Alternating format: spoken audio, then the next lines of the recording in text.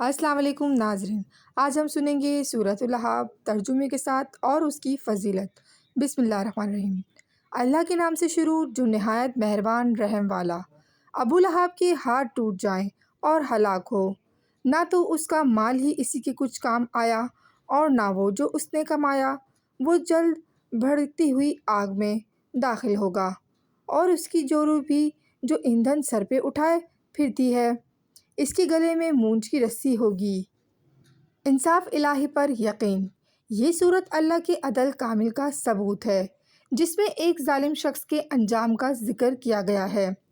عاجزی کی تعلیم۔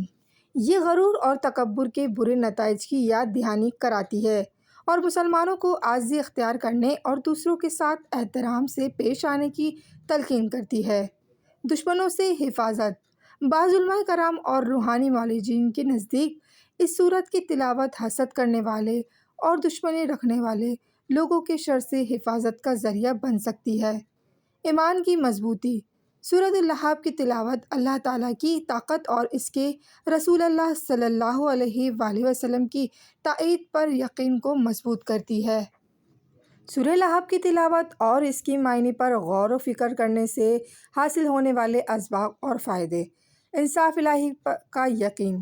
یہ سورت اللہ کے کامل انصاف اور اس بات پر یقین کو مضبوط کرتی ہے کہ ظالموں اور حق کے دشمنوں کو بالآخر سزا ملے گی، جیسا کہ ابو لہب کے معاملے میں ہوا۔ دولت کی بے ضابطگی۔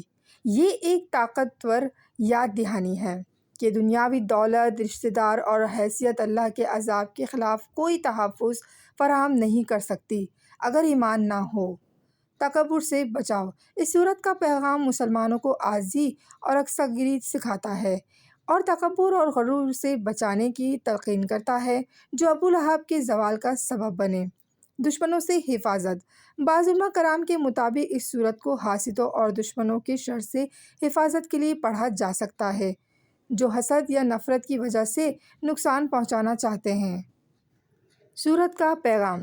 سورۃ لہب کی آیات میں یہ واضح کیا گیا ہے کہ ابو لہب کے ہاتھ تباہ ہوں اور وہ خود ہلاک ہو، اس کا مال اور اس کی کمائی اس کے کچھ کام نہیں آئے گی، وہ جلد ہی بھڑکتی ہوئی آگ جہنم میں داخل ہوگا، اس کی بیوی جو ایندھن لانے والی ہے اس آگ میں ہی ہوگی، اس کے گلے میں کھجور کی چھال کی پٹی ہوئی رسی ہوگی، یعنی وہ ذلیل اور خوار ہوگی۔ یہ صورت اس بات کا ثبوت ہے کہ مال و دولت یا خاندانی رتبہ اللہ کے عذاب سے نہیں بچا جا سکتا، بلکہ ایمان اور اچھے اعمال ہی نجات کا ذریعہ ہیں۔ مزید ایسی اسلامک ویڈیو دیکھنے کے لیے ہمارے چینل کو سبسکرائب کیجیے۔ شکریہ۔ اللہ حافظ۔